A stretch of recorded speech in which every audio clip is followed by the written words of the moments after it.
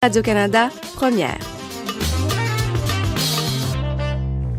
8h24, Saputo, l'un des principaux transformateurs laitiers mondiaux, a annoncé la mise en place d'une nouvelle politique globale dans laquelle la grande entreprise va se donner le droit de refuser le lait des fermes qui ne s'engagent pas à respecter son code de conduite en matière de bien-être des animaux. Pardon. Cette initiative-là, ça arrive un an après la publication d'une vidéo choc par le groupe Mercy for Animals Canada qui montrait des mauvais traitements infligés à des vaches laitières dans une ferme de Chilliwack où Saputo, d'ailleurs, s'approvisionnait. Pour commenter cette annonce-là, je joins Catherine McDonald de la Société pour la protection des animaux du Canada. Madame McDonald, bonjour. Bonjour. D'abord, comment vous accueillez cette annonce de l'entreprise Saputo? Premièrement, c'est sûr que c'est une première. C'est quand même bien qu'une entreprise décide de faire quelque chose suite à une vidéo choc de ce genre, au lieu de tout simplement plaider ignorance et nous le savions pas. Oui. C'est sûr que c'est un bon pas. Par contre, c'est sûr que c'est très vague. J'ai lu un peu la politique. C'est pas assez précis à notre goût, c'est sûr. C'est-à-dire? Par exemple, là, il y a un point qui dit tolérance zéro à l'égard de tout acte de cruauté envers les animaux. Par contre, qu'est-ce qui serait considéré un acte de cruauté? Qu'est-ce qui serait considéré un acte de négligence? C'est sûr que ça dépend. Est-ce qu'on parle du Code criminel canadien? Est-ce qu'on va parler plus des réglementations provinciales par rapport au bien-être animal? C'est pas assez précis pour pouvoir dire est-ce que c'est assez ou pas. Oui. Est-ce qu'il existe des lois qui protègent les animaux d'élevage au Canada? Pas beaucoup. C'est sûr que c'est surtout pour les animaux d'alimentation, il y a certaines réglementations. Par contre, ça va changer dépendant de la province dans laquelle ils vont œuvrer. Donc, c'est sûr que en Colombie-Britannique, c'est une des meilleures. En Ontario, ils sont quand même reconnus pour leur politique par rapport au bien-être animal. Par contre, partout au Canada, c'est pas pareil. Mm-hmm. Donc, c'est sûr que si on compare au Québec, non, c'est sûr qu'il y a pas beaucoup de protection pour les animaux de ferme. C'est surtout pour des raisons de santé et sécurité pour la consommation humaine et pas nécessairement pour le bien-être des animaux. Ouais.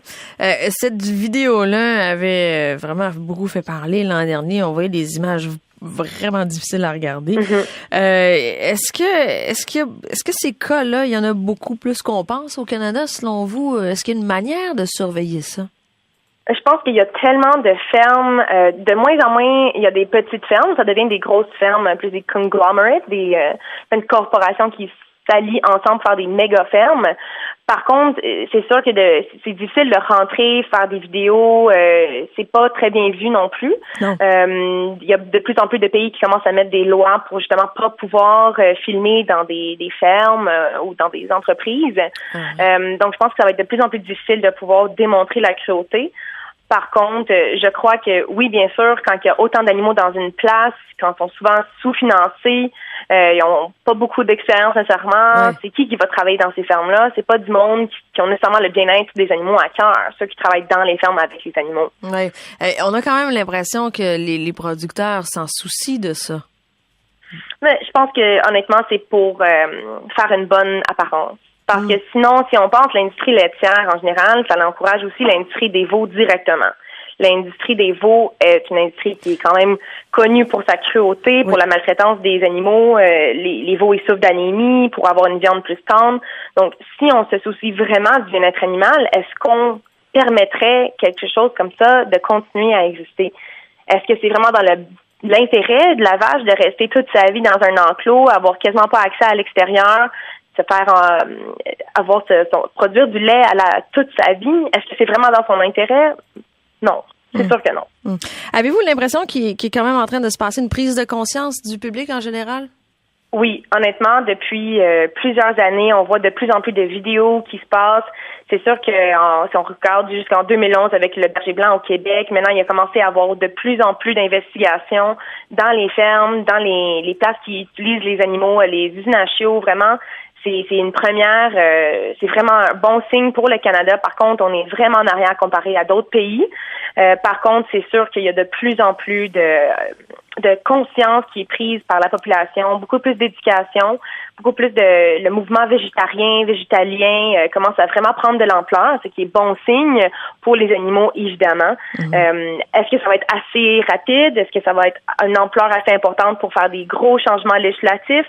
reste à voir. Ouais. Vous parlez d'autres pays. De qui on pourrait suivre l'exemple?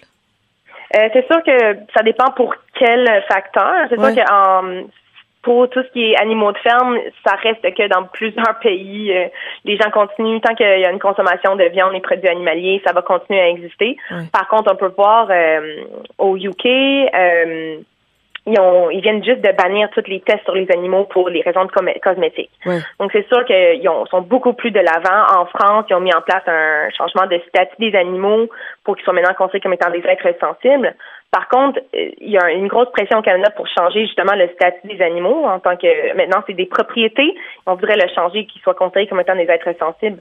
Par contre, le gros questionnement qu'il faut qu'on se pose, c'est mais qu'est-ce que ça va changer concrètement pour les animaux? Est-ce qu'on va continuer à pouvoir les exploiter pour leur lait, pour leurs œufs, pour leur viande?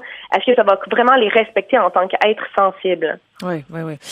Donc, on revient à Saputo. Saputo ont annoncé ça. Ils vont pas s'approvisionner de fermes. On va s'approvisionner à prendre leur lait de fermes où les animaux ont été maltraités. Mais bon, encore faut-il savoir si ces animaux-là sont maltraités. C'est ce que vous dites, en fait. Voilà. Exactement.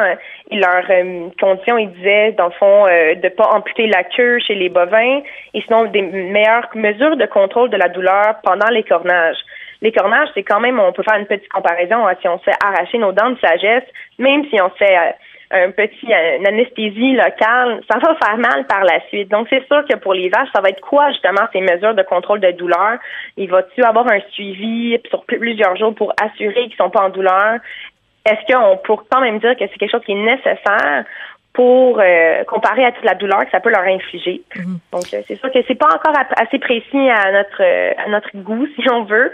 Et honnêtement, c'est pas nécessairement ça les plus gros problèmes. C'est le fait que les animaux sont dans des stalls, sont exploités à journée longue pendant toute leur vie pour notre envie d'avoir du lait et des produits laitiers. Oui.